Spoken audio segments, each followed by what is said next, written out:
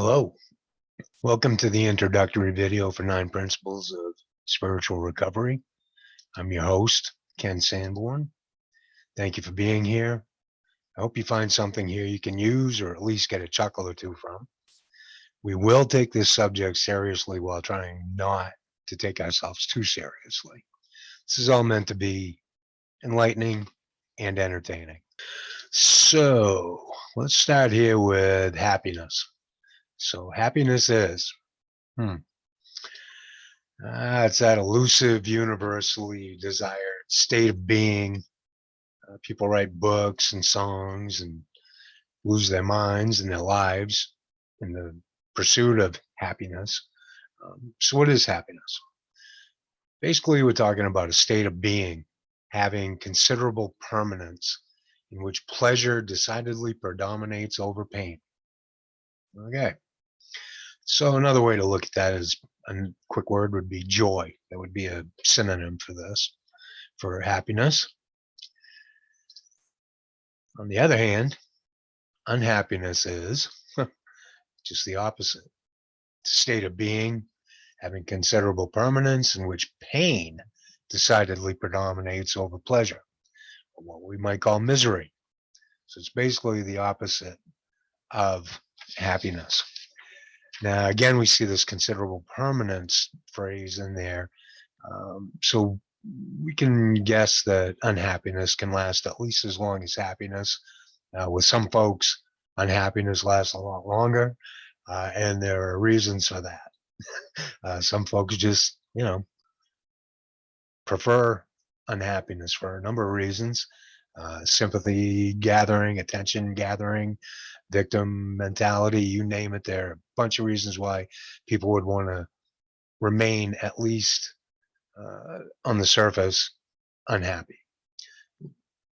Fills some sort of an emotional need for them. So next we have avoidance. Now, what is avoidance? Well, Thomas Jefferson, wannabe hedonist and no stranger to unhappiness, observed that the art of life is the art of avoiding pain. And he is the best pilot who steers clearest of the rocks and shoals with which it is beset. You actually see this quote in the HBO John Adams miniseries, that film.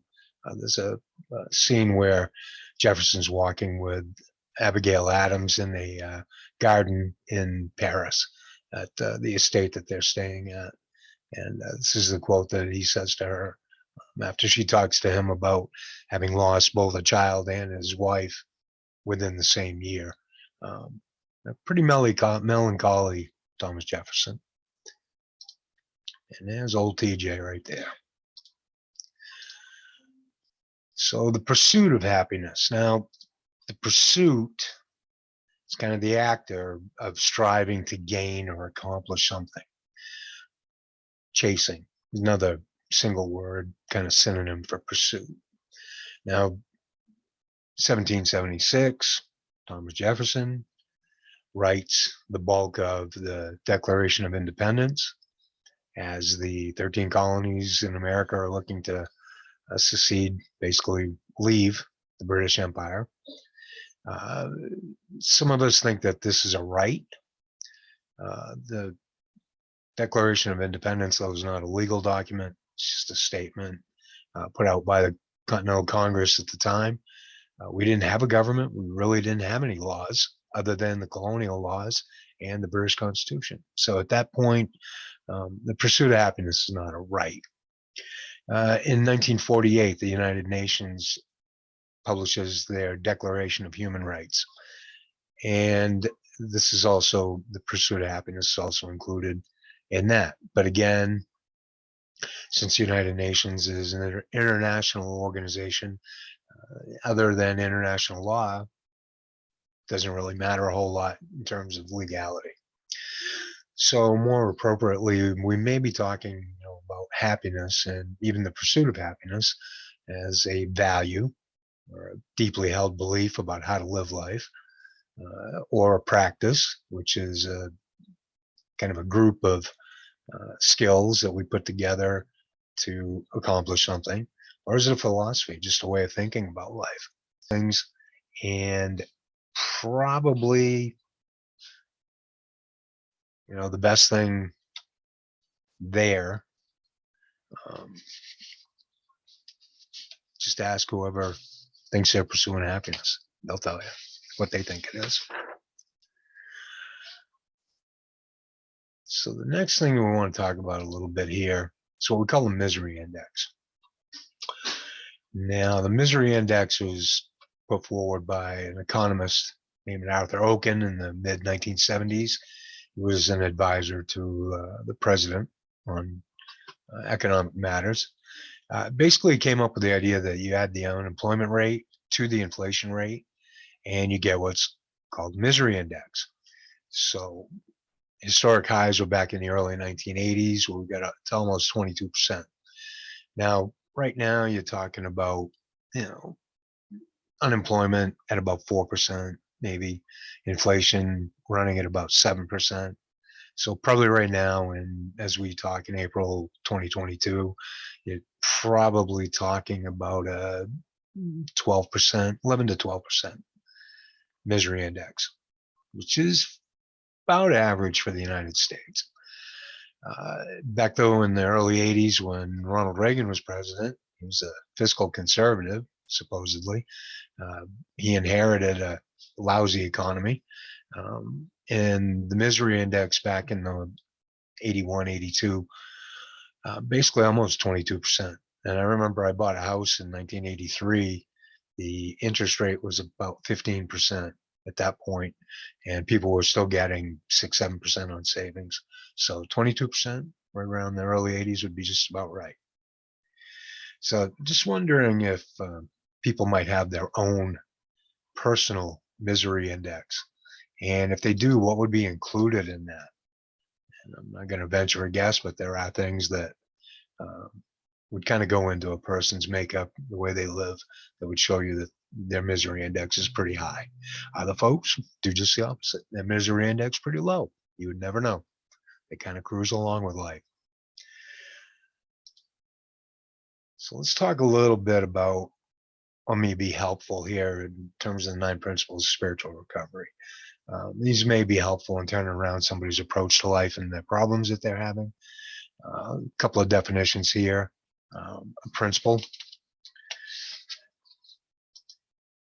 Talking about a comprehensive and fundamental law, doctrine, or assumption. And we find principles in all different types of areas of life, sciences, mathematics, philosophy, social science, what we call soft sciences, religion. In that area, you're probably talking about philosophy would be natural law, religion might be spiritual law, philosophy again, that sort of thing. So what are we talking about when we talk about spiritual recovery? Because these words have actual meanings. So spiritual means having to do with the energy connection between and among objects and forces in the all of creation. Let me slide this guy up just a little bit. There we go. Okay. So spiritual is about the energy connection between everything in creation. Recovery means getting back something that's been lost. If you think maybe about like a treasure ship back in the 1800s that may have, sunk to the bottom. Whenever they go out there, folks go out there and try to raise these things. They call it a recovery effort. Military exercise, operations, that sort of thing. If folks sadly get killed, we call that a recovery effort. If they're still alive, we call it a rescue effort. So spiritual recovery, combine those two things. So what we're talking about here is spiritual recovery being the completion of the process of getting back, to the extent possible, what has been lost through rebuilding energy connections to the all of creation and through the appropriate use of those connections. So when we think of recovery, we may not get back everything that's been lost. We can't get back lost lives, from the COVID-19 pandemic that we've had a lot of folks die from that disease, that illness in the United States since 2019, apparently. Um, and it's a lot at this point. So we can't always regain lives lost. We can't get them back. We can't always get back health problems, quality of health. We can't get back material wealth that's been lost on occasion. Sometimes it's just gone. You think about the Great Depression in the late 20s, all of that wealth that just disappeared overnight. 25, 30% of whatever was in the stock market was gone. We had kind of a similar experience at the beginning of the pandemic. We lost quite a bit of stock market value. It rebounded quickly, but there was initially a big loss. We can recover, though, our sense of who we are, what we are, why we're living, what we could be doing to make life happier and healthy for as many people as possible, including ourselves. And that's why we present these 9 principles of spiritual recovery. That's the idea here.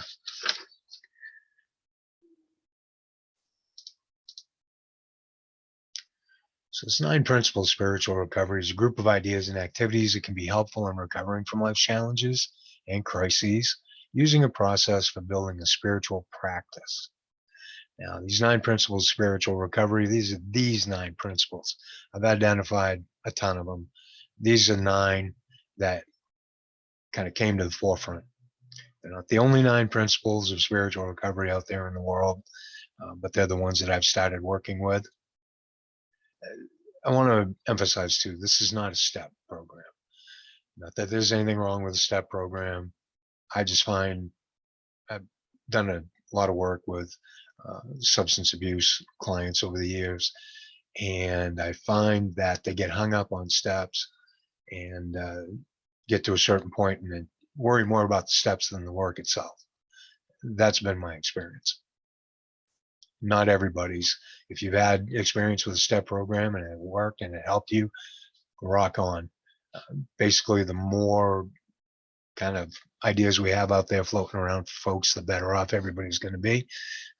And if you want to do a STEP program, by all means do it. But this is not a STEP program. It's not a linear program. You don't go from 1 to 2 to 3 to 4.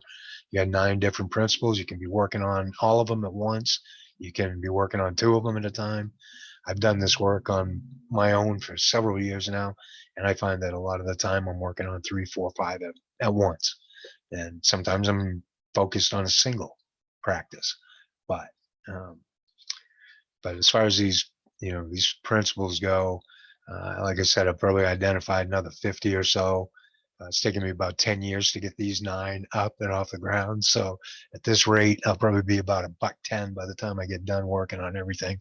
Sometime around 2070, something like that, maybe something like that. I don't know. So anyway, I think that the 9 principles materials work well with any kind of recovery program, any kind of self-awareness, self-improvement type of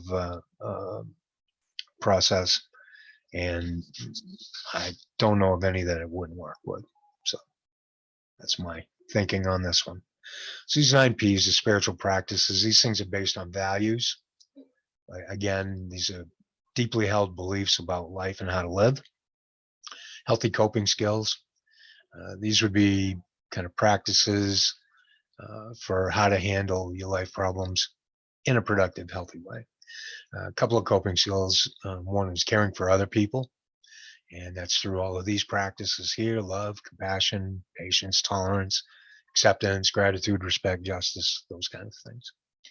And also through self-care, which includes all of those things I just mentioned, with the kind of the focus of self-healing over self-harm, self-value, self-worth, self-esteem over self-hatred, self-loathing, self-protection and self-preservation over self-abuse, which is probably the most important part of this, and self-efficacy and self-confidence versus self-doubt.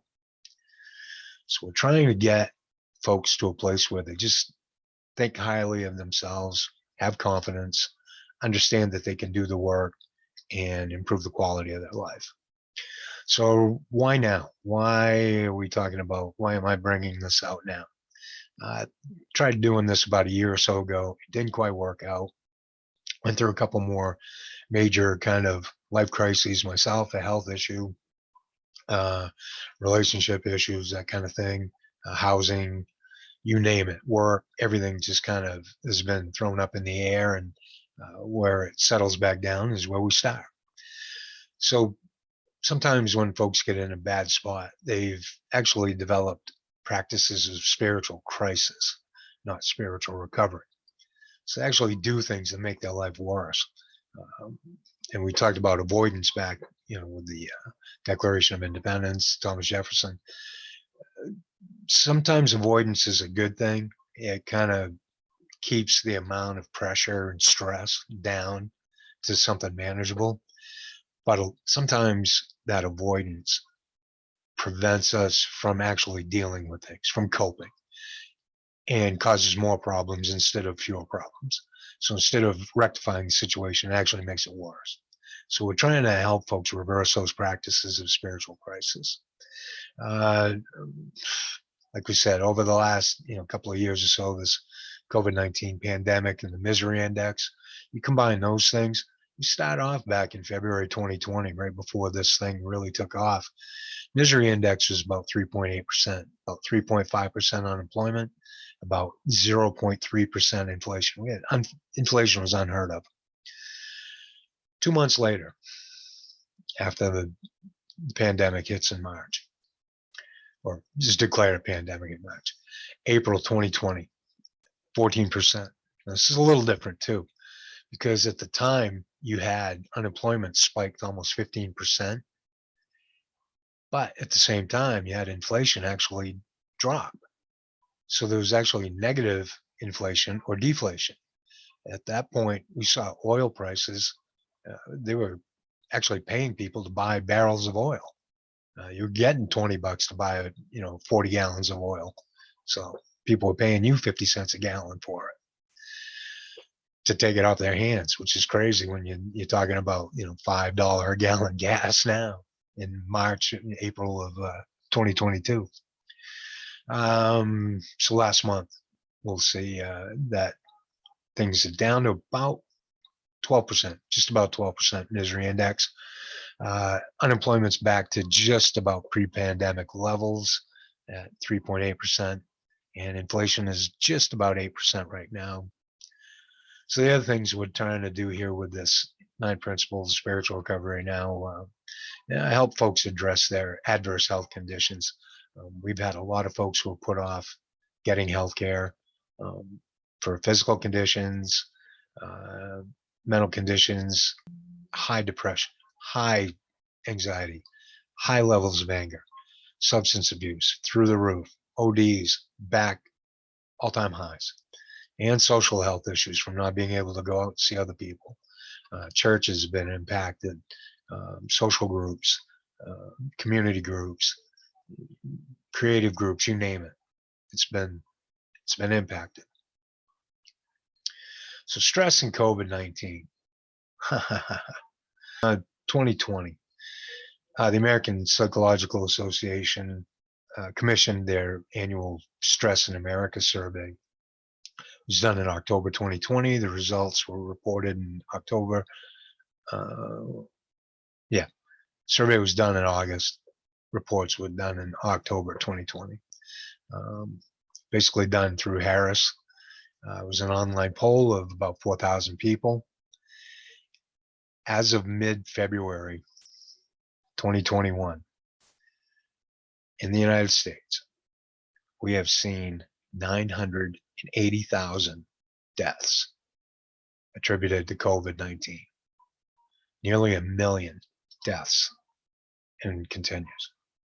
Cases in the U.S., March 2022. It says 80 million. I think it's actually closer to 90 at this point, maybe 88 million. That continues to rise as well. Now, this number here, the number of deaths, is more than double the number of Americans who died during World War II. That's a lot of folks. That's more than probably all the wars of the 20th century and the 21st century combined for the United States. It's a lot of folks that passed away. So this current health crisis is just astounding and traumatic. We've lost so many people, so much in the last couple of years. I think things are probably worse than I imagine. We haven't seen all of the statistics come out. But what the APA survey results show is that we as Americans are experiencing profound stress due to the health crisis. And the effects of that collective stress are likely to have a profound effect on us all well into the future. Nearly 80% of the respondents reported that the health crisis has caused them significant stress and that their concern for the future is a significant source of their stress. Keep in mind that anger can be found in our feelings and thoughts about the past, present, and future as well. Depression and anger. Depression is related to anger. Anger is about the present. Anxiety is anger projected on the future. If we consider those emotional responses to that stress, we've got a lot of people in this country who are stressed out. They're angry, they're worried, they're sad, and they're likely thinking that it's, most people, while saying they're hopeful, I think if you ask a lot of people, they'd probably say that they're not real confident right yet that we're through this. Again, people think that things are going to get better. They think that things are going to improve. It's a good place to start. But for that hope to be realized, we're going to need to build our confidence that we can recover from this. And if you look at by generation, the numbers who say that they're hopeful about their futures, and at least a quarter to a third of people are not hopeful, which is a significant number of people. Talking, out of 300 million, 7,500 million people, 75 million that aren't hopeful. It's a lot of folks. Okay, let's get us back here where we're going. So why me? Why am I the one bringing this material? Well, it's kind of a long story, but what I can say is that my education background is in secondary ed, social sciences, or the soft sciences, concentration in political science. I have a post-baccalaureate certificate in substance abuse counseling. Professionally, I've been a licensed alcohol and drug counselor for almost a decade and currently licensed in Maine. Decided to take a little break from practice because of some health issues, but probably be back at it before too long. Relevant spiritual study. Well, I feel like I've always been studying something without always knowing why. That includes my spiritual studies. In the last 20 years, I've dabbled in a lot of different areas. I consider myself a spiritual healer, and that's about it. I've applied spiritual practices to my work in substance abuse counseling, and I did that in a lot of different venues, milieus, I guess we call them, from detox to intensive outpatient, individual counseling, group counseling, that sort of thing. Done pretty much all of it. But as far as spiritual study, a Reiki master. I've taught 1, 2, and 3. I've studied yogi and Buddhist philosophy, modern spiritualism, where I've learned a lot about psychic phenomena, practice mediumship, more of a clairvoyant than anything else. Sometimes I do hear, but mostly it's little film clips that go off. Again, spiritual healing, just the hands-on transfer of electromagnetic energy. I've studied some astrology. I consider myself more of an empath and an intuitive. Van Morrison had an album years ago called No Guru, No Method, No Teacher, I think it was. And so we've been picking away at it a little bit here, a little bit there, and kind of come up with a a bunch of different stuff. A friend of mine from spiritualism uh, days nicknamed me Reverend Ken, so I guess I might stick. We'll see. I am ordained through the Universal Life Church, an online monastery. I did that about 9 years ago, and actually performed my younger daughter, my son-in-law's wedding. So that was kind of cool as well. So my disclaimer, here we go. This is the legal part for the lawyers at YouTube and every place else. I am currently credentialed as a substance use counselor in the state of Maine. I am a licensed alcohol and drug counselor. My license number is LC5021. You can get on the state's website and look it up if you want to. I don't have anything there. Been a good boy most of the time. However, I cannot and do not guarantee any results or outcomes if you choose to view, listen to, or work with the 9 principles of spiritual recovery information as it is presented. Further, I am not responsible for the success or failure of your personal life decisions or any other result or consequence of any kind that you may have as a result of information presented to you through our channel. I do not make any kind of medical diagnosis nor prescribe any course of treatment for any diagnosis. The information presented here is for E&E, entertainment and enlightenment purposes only. Thank you. Thanks for playing our game. Here we go. Something I wanted to talk about too a little bit. This pandemic has taken a toll on folks in my industry, the counseling business, healthcare in general. I've tried to get some services established in the last few months, and agencies just don't have folks on staff. So a lot of folks are not getting treatment that they want or need at this point. High rates of burnout. People are jumping from the health fields into something else, and we'll see if they come back or not. I think counselors are going to be greatly affected in the next few years as people start to come into their offices in large numbers to get help dealing with their life problems and learning how to cope. So here we go. And let's take a look here at the 9 principles themselves. Okay, I'm going to briefly describe each. These are organized in alphabetical order as I consider them all equally important. We'll define each one and then make a statement of principle for each of the 9 principles. And the bright idea here is that actions and ideas combine to build practices. So we learn things, we develop skills, and then we put together a practice. And each one of these principles, you can call it a practice, call it a principle, whatever you want to do. So we have reauthorization, or the act of being re-given the power over a situation. Second, reciprocation. Is the act of giving and receiving in a mutually beneficial way. Reconciliation is the act of bringing into harmony or agreement again, or making compatible again. So when we talk about reauthorization, the statement of principle here for reauthorization is I am responsible and accountable for my feelings, thoughts, beliefs, and actions, and their effects on myself and others. Reciprocation, the statement of principle there is my intention is to do for others as I want them to do for me, and not to bring pain and suffering to anyone. Kind of the golden rule kind of thing. Reconciliation, this statement of principle is I am sorry for any pain and suffering I've brought to others, and I ask them for their forgiveness. Reconnection. This is the act of uniting, joining, or binding together again, rebuilding relationships.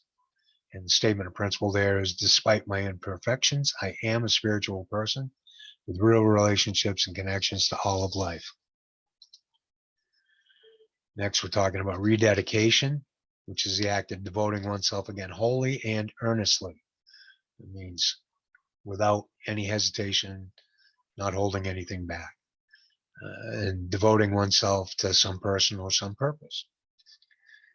And the statement of principle there is through service to the spirit of life and all of life, I will do my best to live to my fullest potential as a spiritual human being.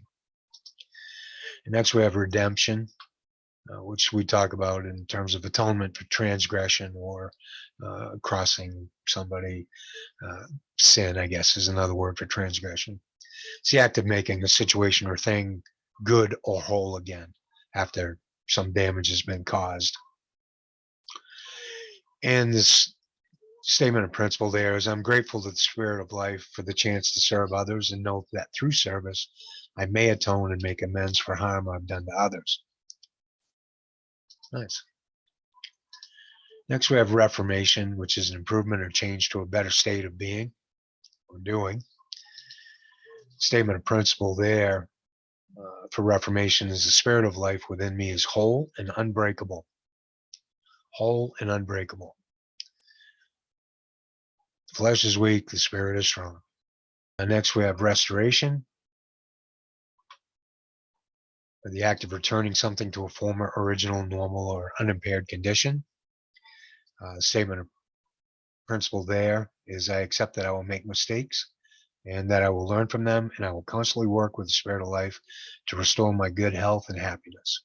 Restoration should be down here, but basically we're talking about the act of returning something to a former, original, normal, or unimpaired condition. Back to new, back to whole, that sort of thing. And the statement of principle there, restoration statement of principle, is that I accept that I'll make the mistakes and learn from them and work with the spirit of life to restore good health and happiness. Resolution was the one that I missed. Resolution is the statement of principle is, I'm responsible for living my life in a positive way to create and maintain good health and happiness. About recovery, some of those basics. We're talking about stressors here. These things are situations, factors that cause stress in our lives. And these things would be problems, pressures, demands, threats. We'll talk more about those later. Also traumas. We're talking about values here in terms of recovery, because your intentional plan of action for how to recover are going to be based on your values. Whatever you think is important is going to translate into how you behave. And the coping skills, that is your behaviors. Intention is, again, that thoughtful plan. Will, what you will do, what you can do to make those plans reality. And also efficacy and confidence. Efficacy is knowing that you can take care of small problems, and that builds over time into confidence or self-confidence that kind of expresses as, I can pretty much take care of all my life problems. I can do whatever I need to live a healthy, happy life. Okay. So for now, let's take some time to analyze our recent stressors in the last couple of years with this pandemic. So again, a problem would be a situation or a question without an answer or a solution. Think about a math problem. A pressure, somebody trying to get someone to do something that they don't want to do or maybe can't do. A demand, someone wanting something from another person that they can't give or don't want to give. And then threats or threats of loss. These are situations where we perceive something of value may be taken away from us by another person, or maybe a situation, a bunch of people that are involved, that sort of thing. So personally, what have I lost due to the COVID-19 pandemic? I've lost a ton. I'm not going to get into all of that yet. We'll probably pick up a few things as we go along. But if you look at this 6 dimensions of wellness model, we have physical, social, emotional, spiritual, intellectual, and occupational health. And any kind of plan for recovery is probably going to touch each one of those areas in some way. And again, this 6 dimensions of wellness from the National Wellness Institute, developed back in the mid-70s, and there's a source there, website, that you can access it for a little bit more information. And how have I felt stress on my body and in my mind?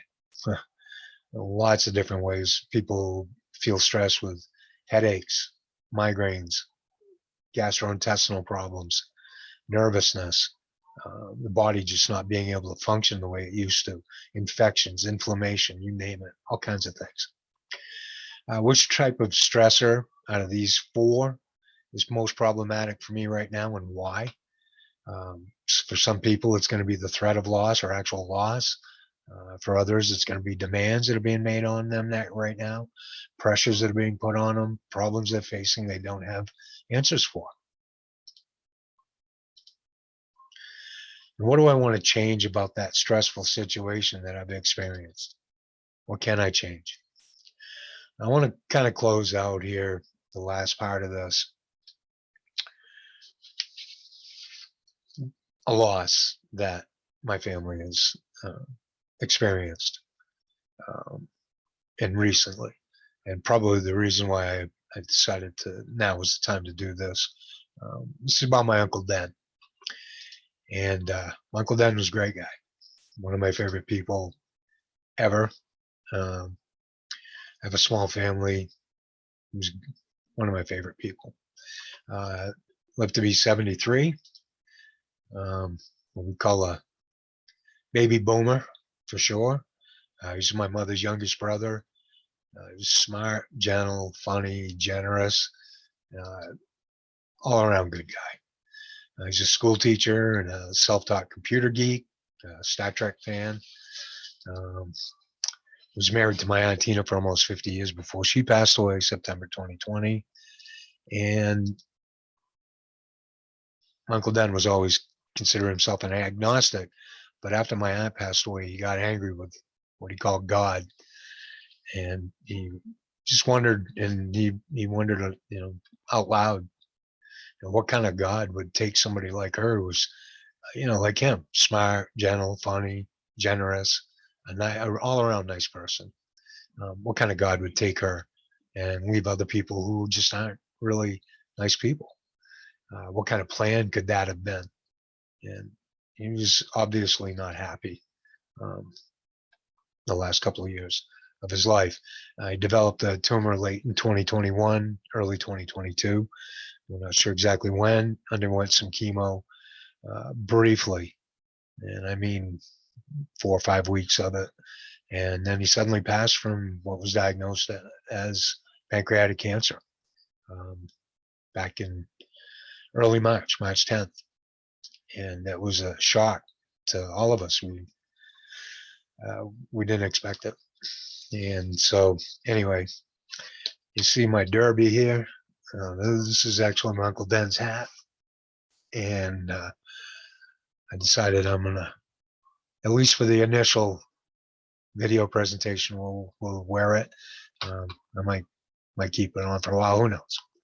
Covers up the bald spot that he and I shared. It's a family curse. But anyway, so, I felt badly for my Uncle Den because I knew he was hurting. But I just wanted my Uncle Den to know that he is missed already and will be. So I'm going to do a little bit of independent practice here. What I used to call, when I was school teacher, homework. If you had one day left to live, what would you do during that 24-hour period? What would you want to do?